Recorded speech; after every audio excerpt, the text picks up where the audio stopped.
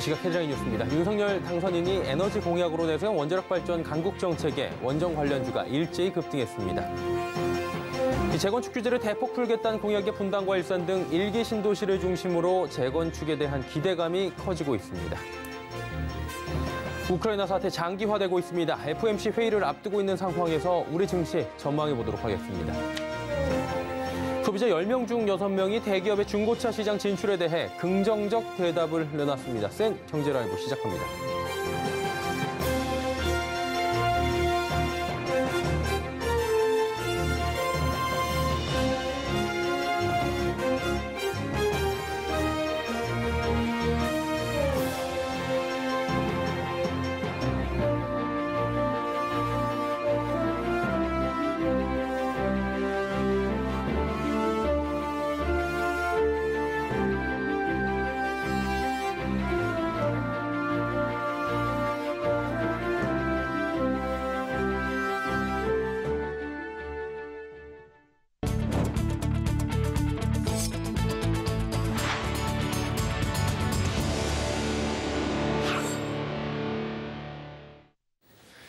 시청자 여러분 안녕하십니까? 센 경제라이브 서정덕입니다. 오늘의 첫 소식입니다.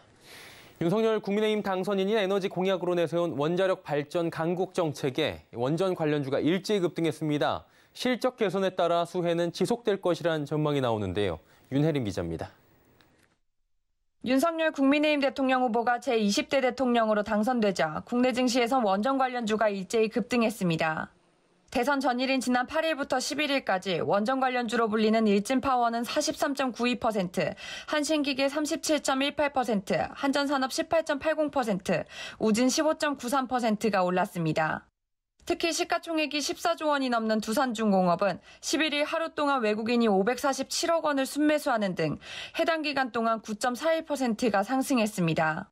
이는 윤 당선인이 신한울 3, 4호기의 건설을 중단한 것은 국가적 범죄라 칭하는 등 탈원전 정책을 백지화하겠다고 밝히며 원전 발전 정책을 전면에 내세웠기 때문입니다. 구체적으로 윤 당선인은 신한울 3, 4호기의 건설 재개, 원자력 발전 비중 30% 유지, 소형 모듈 원전 개발 지원 등의 공약과 함께 점진적으로 온실가스 감축, 신재생에너지 확대를 추진하겠다고 밝혔습니다. 이봉진 하나투자증권연구원은 원자력 발전으로 정책 무게중심이 잡힐 경우 초고압 전력기기의 수요가 더 늘어날 것으로 보인다며 2030년까지 후속 원전 수출 10기 달성 등의 공약을 내세웠던 바 있어 원자력과 관련한 전력기기 업체의 수혜가 클 전망이라고 전했습니다. 한편 일각에서는 여야 간 의견이 갈리는 에너지 분야는 정책 실현 가능성에 대해 고려해야 하며 시장의 방향이 크게 바뀌는 것은 무리가 있어 대선을 주식시장의 변곡점이 아닌 이정표로 활용해야 한다고 조언했습니다. 서울경제TV 윤혜림입니다. 셀트리온 그룹이 고의 분식 회계 혐의를 벗으며 거래 정지를 피했습니다. 이에 오늘 셀트리온 3형제는 일제히 강세를 보이며 장을 마감했는데요. 최민정 기자입니다. 셀트리온 그룹이 약 4년 만에 고의 분식 회계 혐의를 벗었습니다. 지난 11일 증권선물위원회는 임시회의에서 셀트리온의 회계 처리 기준 위반을 중과실로 봤지만 고의적인 분식 회계는 아니라고 판단했습니다. 회계 이슈가 불거진 지난 1월 14일 셀트리온 주가는 당일에만 12.31% 하락했으며 이후 결과에 대한 불안감에 지속적인 약세를 보인 바 있습니다. 하지만 이번 증선의 결정으로 거래정지 위기를 모면하고 불확실성을 해소했다는 안도감에 셀트리온 그룹 상장사의 주가는 가파르게 올랐습니다. 이에 셀트리온은 전 거래일 대비 4.34% 상승했고 셀트리온 헬스케어와 셀트리온 제약은 각각 5.11%, 6.09% 뛰어 올랐습니다. 증권가에서도 셀트리온에 대한 전망이 밝다는 의견이 나오고 있습니다. 허혜민 키움증권연구원은 고의성에 의한 검찰 조치 및 매매거래 정지를 우려했던 데 비해 서프라이즈한 결과로 주가 반등이 예상된다고 전했고 김태희 KB증권연구원 또한 실적 추정치 변경 등 펀더멘탈 변화는 없지만 투자심리 개선 효과는 클 것이라고 전망했습니다. 셀트리온 측도 감리 절차 종료로 셀트리온 그룹 관련 금융시장의 불확실성과 오해를 불식했으며 사업의 매진에 시장 기대에 부응할 것이라고 전했습니다. 다만 회사와 회사 관계자에 대한 과징금 부과는 향후 금융위에서 최종 결정될 방침입니다. 서울경제TV 최민정입니다. 대선이 끝나며 준공 30년이 가까워진 일기 신도시가 재건축 기대감에 술렁이고 있습니다. 윤석열 대통령 당선인이 지난 대선 과정에서 재건축 또 재개발 규제를 대폭 완화하겠다는 공약을 내걸었기 때문인데요. 서청석 기자입니다. 준공 30년을 앞둔 분당, 일산, 평촌, 삼본, 중동 등 일기 신도시의 재건축 기대감이 커지고 있습니다. 특히 건폐율과 용적률 경쟁력을 갖춘 단지를 중심으로 매수 문의가 늘고 가격도 오르는 모습을 보이고 있습니다. 경기 성남시 분당구 구미동 무지개마을 12단지 전용 면적 59.98제곱미터는 최근 8억 5천만 원의 매물이 나왔습니다. 같은 면적의 아파트가 지난해 8월 역대 최고가인 7억 9,900만 원에 팔렸지만 이후 대출 규제 강화와 기준금리 인상 등의 여파로 실거래 가격은 그간 하락세를 보였습니다. 그러나 대선 후 윤석열 당선인의 일기 신도시 재정비 사업 촉진 특별법이 관심을 받으면서 분위기가 반전된 겁니다. 무지개 마을은 지난 1995년 7월 입주해 올해로 준공 28년 차를 맞았습니다. 건폐율과 용적률도 각각 11%, 153%로 낮은 편이라 재건축 추진 시 사업성이 좋다는 평가를 받고 있습니다. 이번 매물 호가는 올해 유일하게 매매된 같은 면적의 실거래가 7억 6,700만 원보다 9천만 원 높은 가격입니다. 당선인의 공약대로 일기 신도시 규제 완화 특별법이 제정이 된다면 정밀 안전진단을 통과하지 못했던 초기 재건축 단지들의 수혜가 좀 클 것으로 예상이 되고요. 윤석열 당선인은 선거 기간 일기 신도시 노후 단독주택과 저층 공동주택을 대상으로 기존 재정비 원칙을 적용하기는 어렵다면서 특별법 제정을 약속한 바 있습니다. 정비사업 인허가 절차 간소화, 안전진단제도 규제가 완화, 재건축 초과이익 환수제 완화, 용적률 상향 등을 담겠다는 구체적인 내용과 방향도 제시했습니다. 또 준공 30년이 넘은 노후 공동주택에 대해서는 재건축 정밀 안전진단을 면제하는 등의 법 제정도 추진하겠다고 공약했습니다. 서울경제TV 서청석입니다. 대통령 선거 이후 전국에서 아파트 매물이 감소하는 현상이 나타나고 있습니다. 정권 교체로 대대적 정책 변화가 예상되자 일부 집주인들이 매물을 거둬들인 것으로 풀이되는데요. 이지영 기자입니다. 매수세 위축으로 쌓여가던 서울 아파트 매물이 대통령 선거 이후 감소세로 돌아섰습니다. 아파트 실거래가 빅데이터 플랫폼 아실에 따르면 대선일인 지난 9일 이후 매매와 전월세를 포함한 전국 아파트 매물 물량이 일제히 감소했습니다. 서울 매물의 경우 어제 기준 10만 470건으로 집계돼 대선일인 지난 9일보다 2% 줄었습니다. 같은 기간 경기는 2.2%, 인천은 1.8% 각각 감소했습니다. 서울 매매만 보면 같은 기간 매물 건수가 1.3% 줄었는데 25개 구에서 전반적으로 매물이 감소했습니다. 매물 감소폭이 크다고 볼 수는 없지만 추세 변화가 눈길을 끕니다. 서울 아파트 매매 수급 지수는 지난해 11월 15일 기준선인 100을 밑으로 떨어진 뒤 17주째 사자보다 팔자가 많은 상태가 이어졌습니다.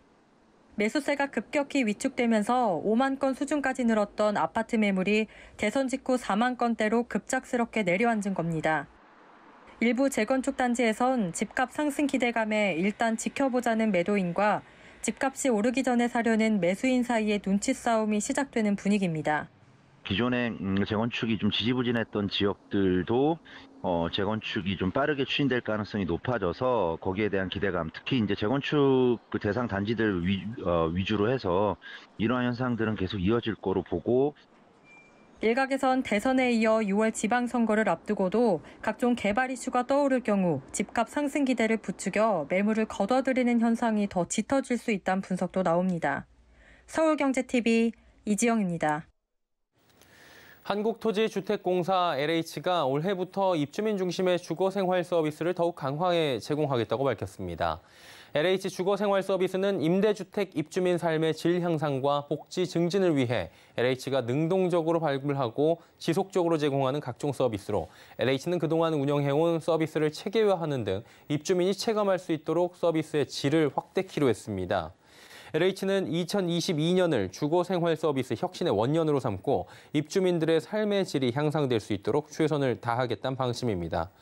김현준 사장은 LH 임대주택 재고가 130만 호에 달하는 상황 속 더욱 다양하고 통합적인 주거 생활 서비스를 마련하기 위해 올해 전담 조직도 신설했다며 앞으로 지역사회 등 다양한 이해관계자와 협력해 입주민의 주거 생활이 더욱 풍요로워질 수 있도록 더욱 노력하겠다고 말했습니다.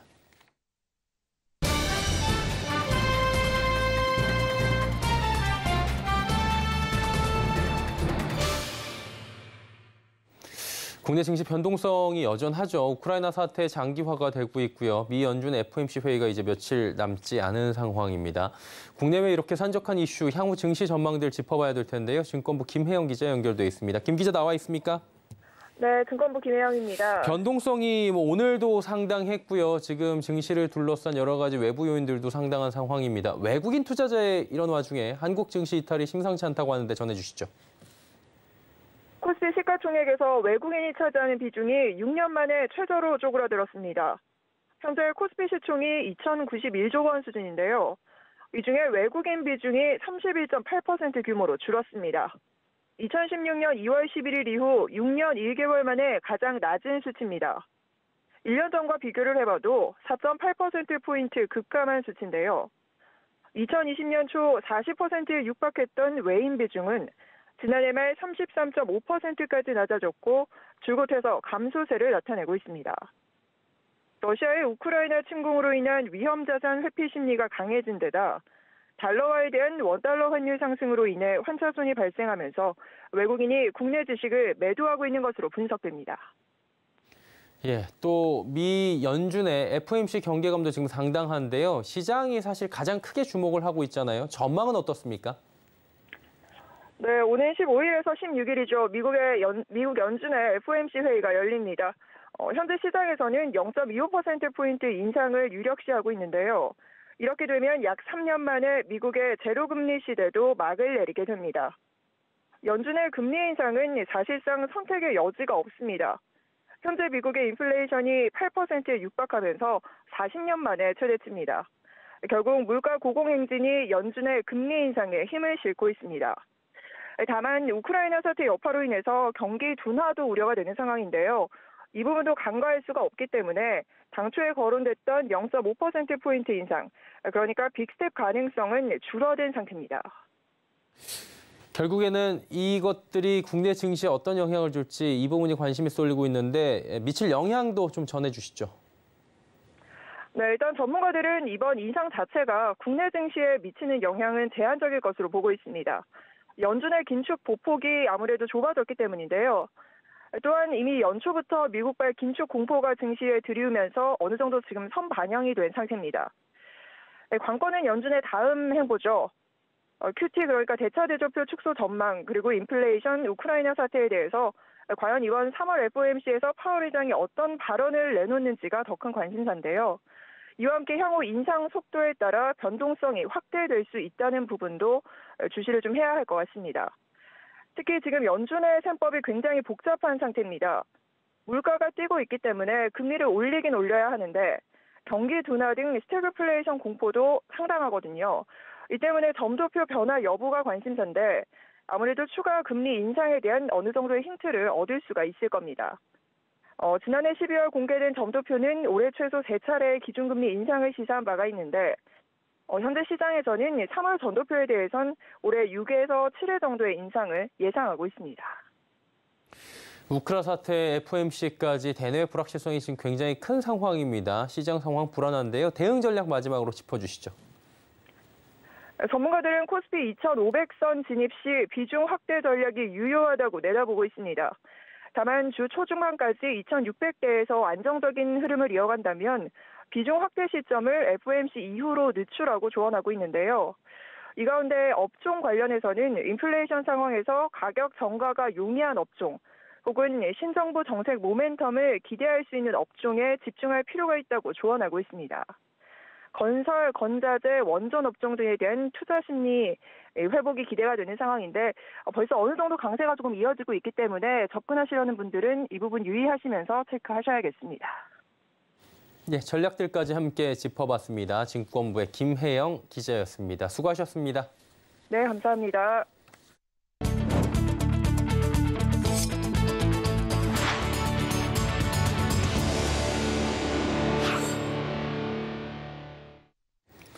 기름값 고공행진이 이어지며 전기차에 대한 관심이 늘고 있죠. 현대자동차가 오늘부터 차량 구독 서비스인 현대셀렉션의 적용 지역을 서울 등 수도권 지역으로 확대합니다. 장민선 기자입니다. 최근 기름값 상승세가 이어지자 전기차에 대한 수요가 늘고 있습니다. 특히 렌터카나 차량 구독 서비스로 전기차를 미리 체험하려는 소비자들도 늘고 있습니다. 이런 상황에서 현대자동차는 차량 구독 서비스인 현대셀렉션으로 전기차를 이용할 수 있는 상품의 적용 지역을 서울 등 수도권 지역으로 확대하기로 했습니다. 또 서비스 차종에 첫 전용 전기차 모델인 아이오닉 5를 추가해 운영할 계획입니다. 기름값 고공행진과 친환경 바람을 타고 전기차에 대한 관심이 늘어난 만큼 소비자들을 더 확보하려는 전략입니다. 국내 전기차 시장의 본격적인 확대와 더불어 독일 올해차, 영국 올해차 선정 등 세계 시장에서 호평을 받아온 아이오닉 5의 상품성을 더 많은 고객이 체험할 수 있도록 서비스 지역과 기간을 확대하게 되었습니다. 현대셀렉션은 이용요금에 차량 관리 비용, 자동차세, 보험료 등이 모두 포함돼 별도의 비용이나 절차가 필요하지 않고 원하는 차종을 원하는 기간만큼 이용할 수 있는 차 구독 프로그램입니다. 단기 렌트나 리스 등과 달리 선납금, 위약금, 별도의 계약금 등이 전혀 없는 것이 특징입니다. 앞서 현대차는 2019년 차량 구독 서비스 현대셀렉션을 처음 선보인 이후 현재 17개 차종을 서비스하고 있습니다. 자동차 업계는 전기차를 이용할 수 있는 구독 서비스를 확대하면 전기차를 구입하려는 수요를 어느 정도 흡수할 수 있을 것으로 내다보고 있습니다. 한편 현대차는 N라인 차종과 전기차를 중심으로 서비스 차종을 확대하고 향후 출시되는 신차도 적극적으로 투입하는 동시에 향후 지역 중소렌터카 업체와의 상생형 오픈 비즈니스 플랫폼 형태로도 발전시켜 전국 확대를 추진할 계획입니다. 서울경제TV 장민선입니다. 프루덴셜 생명과 KB생명보험이 내년 초 하나의 통합 생명보험사로 새롭게 출범합니다. KB금융그룹은 오늘 고객 중심의 리딩 생명보험사로서의 도약을 위해 프루덴셜 생명과 KB생명보험 양사 간 통합을 결정했다고 밝혔습니다. 두 회사의 통합으로 KB금융그룹 규모의 경제 달성과 자본 건전성 제고 등의 통합 효과도 예상됩니다. 사명은 올 하반기 중 이해 관계자들 간 의견 수렴을 거쳐 결정될 예정입니다. 통합생명보험사는 시간적 제약이 있는 고객을 위한 아웃바운드 상담뿐만 아니라 상속, 노후 설계 및 가업 승계 자문 등 고객 맞춤형 종합 자산관리 서비스도 제공할 계획입니다. 대기업의 중고차 시장 진출에 대해 소비자 10명 중 6명은 긍정적이란 조사 결과가 나왔습니다. 한국소비자연맹은 지난해 12월 17일부터 22일까지 중고차 구매 경험이 있는 소비자 1000명을 대상으로 조사한 결과 66%가 대기업의 중고차 시장 진출에 긍정적이라고 답했다고 밝혔습니다. 이유로는 성능 상태 점검 결과를 신뢰성 있게 제공할 것 같아서가 34%, 허위 미끼 매물이 줄어들 것 같아서가 33% 등의 순이었습니다. 경남 진주시가 지난 2019년 유네스코 창의도시로 지정된 바 있습니다. 진주시는 진주성과 남강 일원을 전통과 현대가 조화된 관광지로 조성하는 원더풀 남강 프로젝트 사업을 추진하고 있어 눈길을 끌고 있는데요. 이은상 기자입니다. 진주시 난강변에 진주성 대첩을 승리로 이끈 김시민 장군의 이름을 딴 전통 유람선이 떠 있습니다. 진주시는 한 달간 시범 운행을 거쳐 오는 4월부터 20명이 탑승할 수 있는 유람선을 운영할 계획입니다. 진주시는 사업비 2,986억 원을 들여 진주성과 남강 일원을 관광 배트로 조성하는 원더풀 남강 프로젝트를 추진하고 있습니다. 진주성 안에는 관찰사 집무실과 중령리 복원되고 남강 일원에는 진주대첩광장, 남강변 다목적 문화센터, 유등전시관 등이 조성될 계획입니다. 최근 임진왜란 3대 대첩 중 하나인 진주성 대첩을 기념하는 진주성 대첩광장 조성 사업이 첫 삽을 뜨면서 프로젝트 추진이 본격화되고 있는 겁니다. 진주성 촉성문 앞 2만 5천여 제곱미터 부지에 지하 1층, 지상 1층 규모의 역사공원과 지하 주차장 등을 갖출 예정입니다. 앞으로 이 대첩광장이 완성이 되면은 이곳이 진주 역사의 상징뿐만 아니라 또 진주의 관광 자원을 확충하는 아주 중요한 요충지가 될 것으로 생각을 합니다.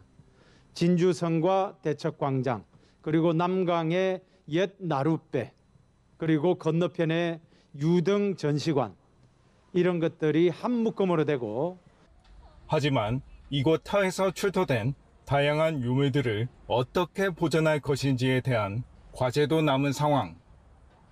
진주시는 조선시대 진주 외성은 원형 보존 처리하고 통일신라시대 배수로와 고려시대 토성은 복토에 유구를 재현한다는 계획입니다. 서울경제TV 영남 이은상입니다.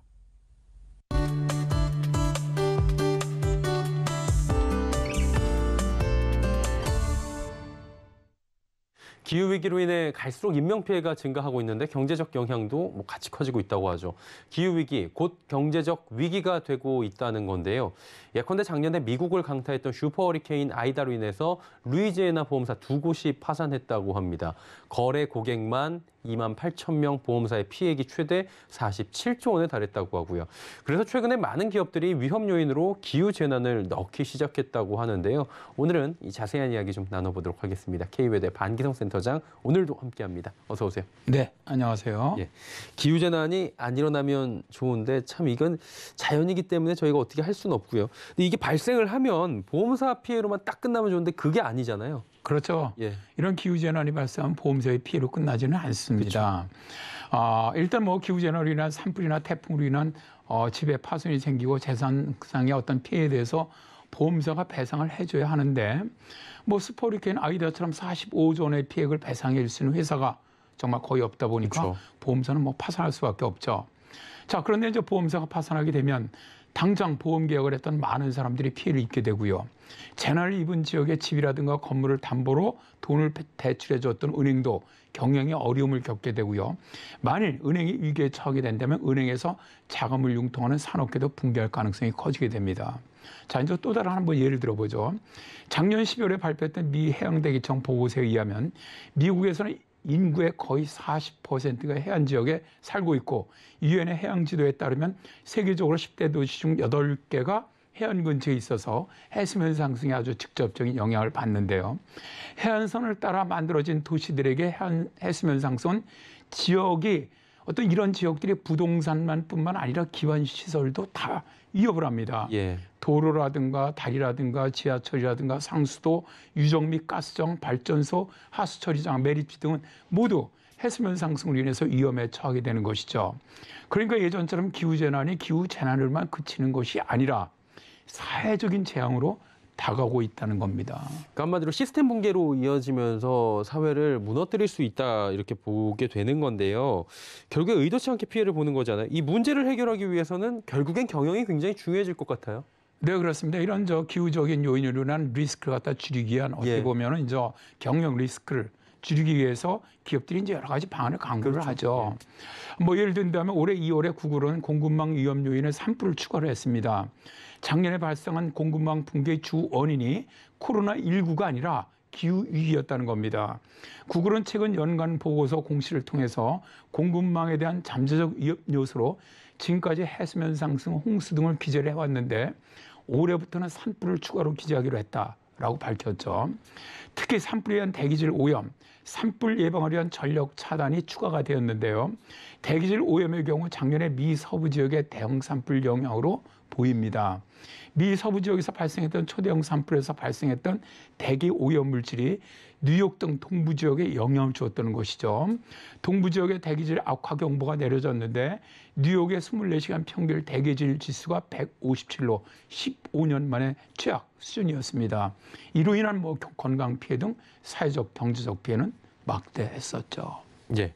그럼 이제 구글이 산불 예방을 위한 전력 차단을 공급망 차단 요인의 주 원인으로 봤잖아요. 네네. 이게 이유가 뭡니까? 이게 이제 작년에 그 대형 산불이 발생했던 미국 캘리포니아주라든가 오리건주라든가 워싱턴주 등에서 자, 이제 미국 주당국들이 화재가 번지는 것을 막기 위해 전력을 차단하는 조치를 취했다고 합니다. 그러다 보니까 전력 차단 등으로 인해서 물류가 원활하게 이루어지지 못하면서 공급망 혼란이 만들어졌다는 거죠. 블룸버그 통신에서 기업들은 코로나19 확산에 따른 셧다운보다는 극단적인 기후위기에 대처하기 위해 고군분투했다라고 밝혔는데요. 특정 지역에서 발생했던 폭염, 혹은 혹한 등으로 인해서 생산 및 배송 시간이 늦어지면서 전체 공급망에 혼란을 초래했다는 겁니다. 미 노스캐롤라이나주 주립대학교 연구에서는 작년 2월에 텍사스주에 닥쳤던 혹한과 폭설로 인해서 레진과 플라스틱 구연산 공급이 차질을 빚는 등 석유화학 산업 전반이 대혼란에 빠졌다고 밝혔는데요. 당시 전력망이 극심한 정전 사태를 겪으면서 우리나라 삼성전자 공장도 3개월 동안 가동이 중단되었었죠.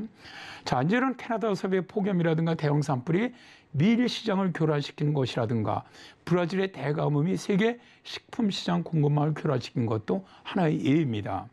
이에 대해서 전문가들은 코로나19로 인한 공급망 위기는 일시적이지만 기후변화에 의한 공급망 위기는 앞으로 예측 불가능하고 복수적으로 나타날 것이기 때문에 기업들이 기후위기의 리스크를 줄이기 위한 이런 노력들을 해야 한다라고 말하고 있는 것이죠. 예, 위협적인 자연재해로 인한 공급망 위기에 대한 이야기 오늘 나눠봤습니다. K외도의 반기성 센터장이었습니다. 고맙습니다. 네, 감사합니다.